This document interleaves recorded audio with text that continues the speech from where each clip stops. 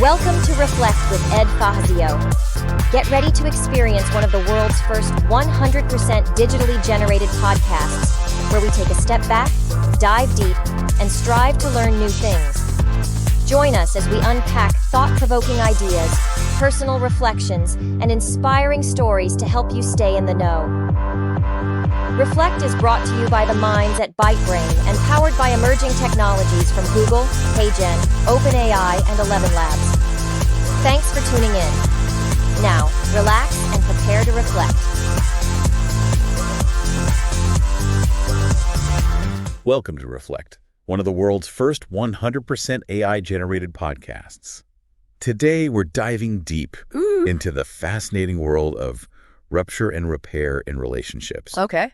We've got a stack of research and articles to unpack, from relationship science and psychology to even some parenting insights. You ready to get messy? Absolutely. Let's do it. Okay. It's fascinating how often we view conflict as something to be avoided at all costs. Right. Like it's a sign of a doomed relationship. Yeah. But the truth is, it's inevitable. Yeah. And even necessary for growth. It's true. Trying to avoid all conflict is like trying to walk a tightrope in stilettos. Oh, yeah. Eventually, you're going to fall flat on your face. Exactly.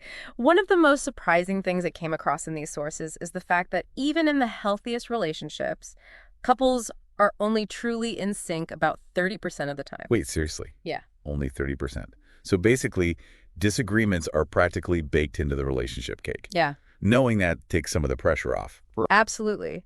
That remaining 70% is ripe for miscommunication, disagreements, and those little moments of disconnection. We all experience them. Okay, I'm starting to see the light.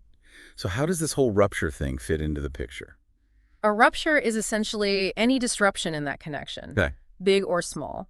It can come from misunderstandings, hurt feelings, unmet needs. Yeah. You name it. So, like, everything from the classic silent treatment after an argument to that low-key feeling of emotional distance when you haven't been connecting as much. Yes. Even something as simple as feeling ignored when your partner is glued to their phone can be a rupture. These disruptions, however uncomfortable, offer valuable opportunities for growth. They allow us to address those underlying issues and deepen our understanding of each other. It's like ripping off that old Band-Aid to let the wound finally heal. Okay, so conflict is normal. Yeah. And rupture is practically inevitable. But how the hell do we repair those rifts? Right. Sometimes it feels damn near impossible to bounce back after a major blow-up. Repair is the key, and it's all about the actions we take to mend the disconnection and rebuild trust. It might involve apologies, explanations, changes in behavior, anything that demonstrates a genuine commitment to working through the issue together. So like that awkward moment when you make up with your sibling after a huge fight, even though you're both still low-key pissed, you're essentially engaging in the repair process, right? Precisely. And here's the kicker. Research from the Gottman Institute shows that successful couples aren't those who never fight. It's the couples who are masters of making up. They've got those repair skills down pat. That makes sense. Yeah. But let's be real, making up can feel like navigating a minefield. Right. Is there a magic formula for successful repair?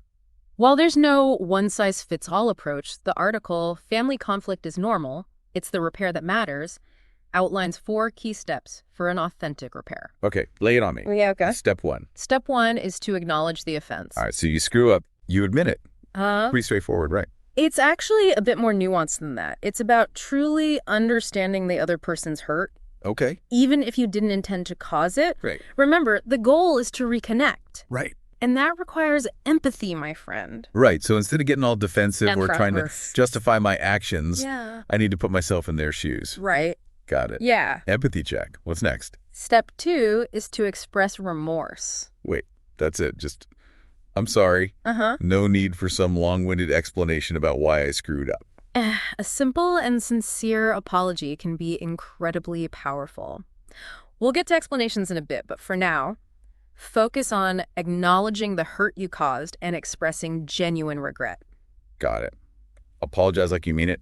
What's step 3? Step 3 is to offer a brief explanation, and I want to emphasize the word brief. Okay. This is where things can get tricky. Ooh, I can see how this could go south fast. Yeah. One wrong word, Yeah. and you're back to square one. Exactly.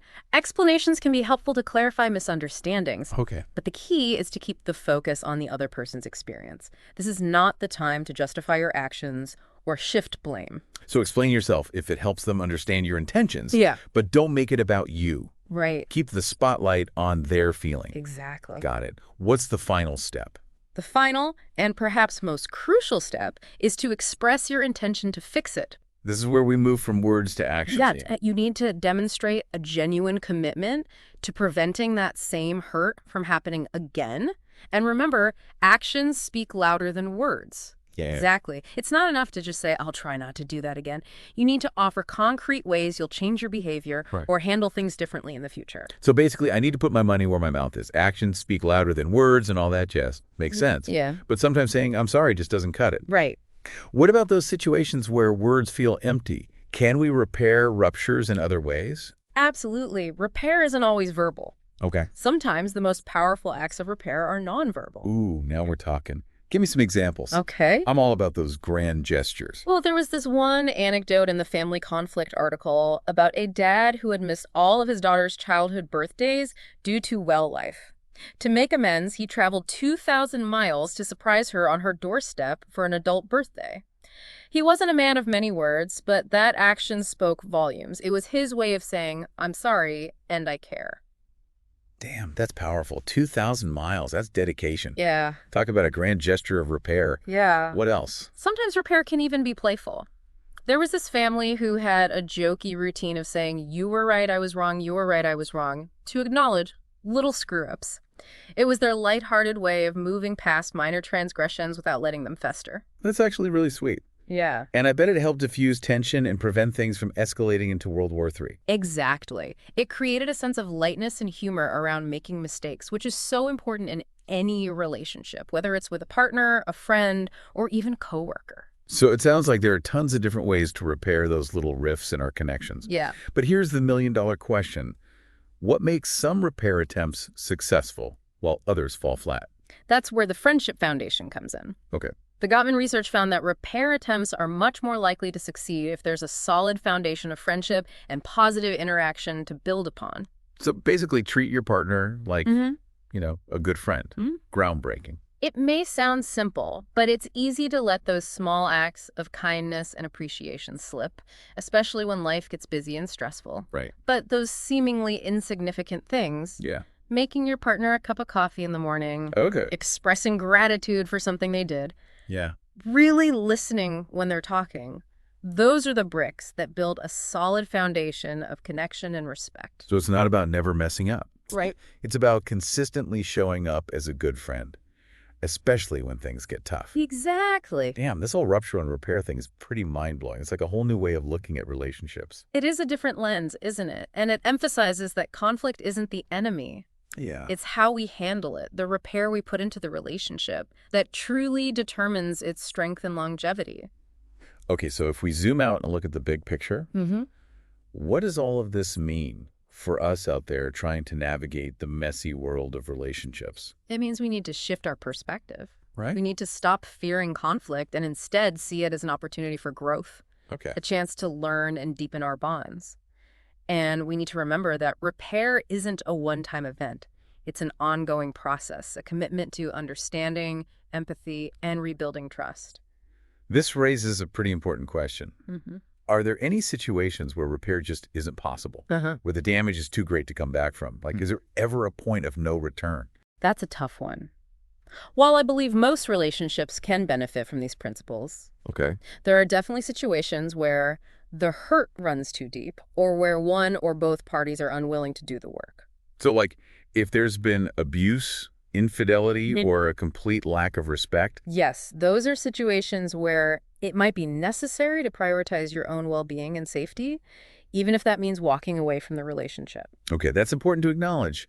Repair isn't about staying in a toxic or harmful situation. Right. It's about building healthy, fulfilling relationships, even if it means making tough choices. Right. It's about choosing to invest in connections that bring joy, support, and a sense of belonging, even though, you'll inevitably encounter some bumps along the way. This has been incredibly insightful. But before we wrap up, Yeah. I'm curious, what are some red flags that tell us a relationship might not be worth repairing? or that the repair process just isn't working? That's a great question.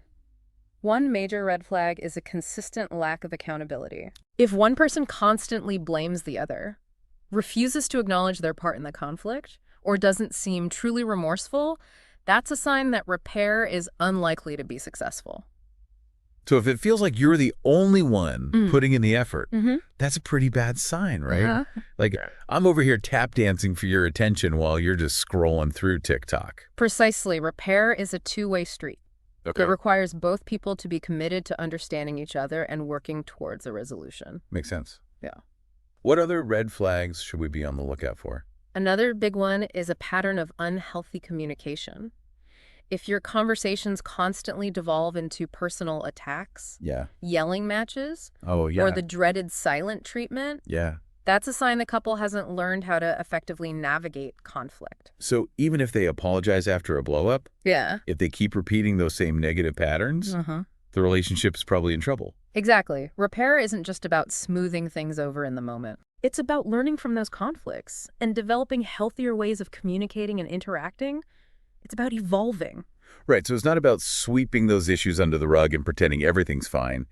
It's about tackling those issues head on and finding ways to grow together, even if it's messy and uncomfortable at times. Precisely.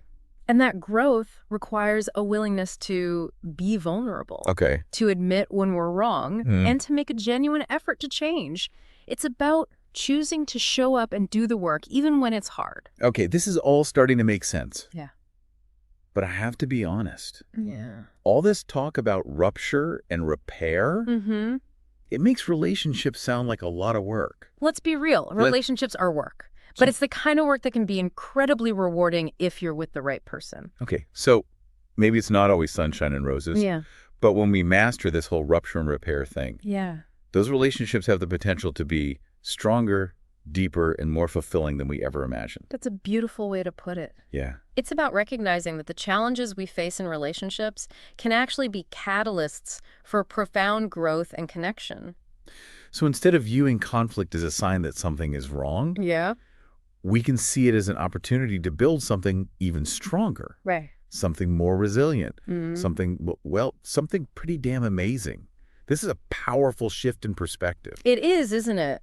It gives us permission to embrace the full spectrum of human experience in our relationships, the good, the bad, and everything in between. Because let's face it, relationships are a wild ride. All right, I'm feeling inspired. So what's one practical piece of advice you would give our listeners to help them navigate those inevitable ruptures in their own relationships? I would say, remember the power of a timeout. When things get heated, Oh, yeah. it's okay to step away from the conversation and give yourself some space to cool down and process your emotions. Come back to it later when you're both feeling more level-headed. Oh, that's so important. Sometimes when we're in the thick of it, our emotions can get the best of us, and we end up saying or doing things we regret. Exactly. Taking a break allows us to come back to the conversation with a clearer head and a calmer heart.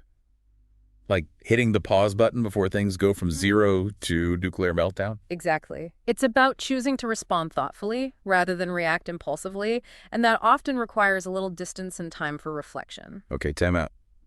Check. What other gems of wisdom do you have for us? Here's another one. Be curious about your partner's perspective. Instead of assuming you know why they're upset or what they're thinking, Yeah. ask questions. Okay. Listen with the intention to truly understand their experience, even if it's different from yours. So, like, put on your detective hat and try to get to the bottom of what's really going on. Exactly. Curiosity can be such a powerful tool for building empathy and connection. Okay. It shows your partner that you care about their feelings and that you're willing to make an effort to see things from their point of view. This is gold. I'm taking notes like crazy.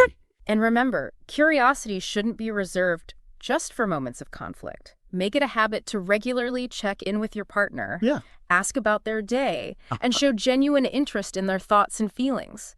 Those little acts of connection can go a long way in preventing ruptures from happening in the first place. Yeah, that makes a lot of sense. Yeah. The more we understand and connect with our loved ones, the easier it is to navigate those inevitable disagreements and misunderstandings that pop up in any relationship. Exactly. It's about building a foundation of trust, respect, and intimacy that can weather any storm. This has been an incredible deep dive into the world of rupture and repair. Yeah. But before we wrap things up completely, I have one final question for you. I'm all ears. Okay, so we've talked a lot about the steps involved in a successful repair. Uh-huh. But what about the emotional side of things? How do we move past those feelings of hurt, anger, or resentment that often linger, Yeah. even after we've apologized and made amends? That's such an important question because even when we intellectually understand that a rupture has been repaired, Right. our emotions may take a bit longer to catch up. It's like our brains get it, but our hearts are still a little bruised. Yeah. So how do we bridge that gap? How do we fully heal and move forward? This is where self-compassion comes in. It's about being kind and understanding towards ourselves, Okay. recognizing that we're all human and we all make mistakes. Right. We're not perfect, and that's okay. So instead of beating myself up for messing up, Exactly. I need to treat myself with the same kindness and understanding that I would offer to a friend. Exactly. And that includes allowing ourselves to feel those difficult emotions, the hurt, Yeah. the anger, the sadness, Yeah. without judgment. Those feelings are valid and they deserve to be acknowledged. Okay, so it's not about suppressing those emotions or pretending they don't exist. Yeah. It's about giving ourselves permission to feel them fully, Yes. to process them, and then eventually to let them go. Precisely. And sometimes that process of emotional healing takes time. Okay. It might require journaling, talking to a therapist, or engaging in activities that bring us joy and peace, whatever works for you. So basically, we need to give ourselves the same care and attention that we would give our loved ones when they're hurting. Absolutely. Because when we learn to nurture ourselves, we're better equipped to nurture those around us. This has been such a rich conversation. I feel like I've learned so much about the power of rupture and repair. Me too. It's almost like a secret weapon for building stronger relationships. It is a superpower. Okay. And it helps us understand that those bumps in the road aren't failures. They're just part of the journey. Well said. And on that note, it's time to wrap up this deep dive into the world of rupture and repair. It's been a pleasure exploring this with you. Likewise, a huge thank you to our listeners for joining us on this journey. We hope you've gained some valuable insights and practical tools to help you navigate your own relationships. Remember, conflict is a natural part of life, and it's the repair that makes our bonds stronger. Until next time, keep reflecting, keep connecting, and keep repairing. See ya.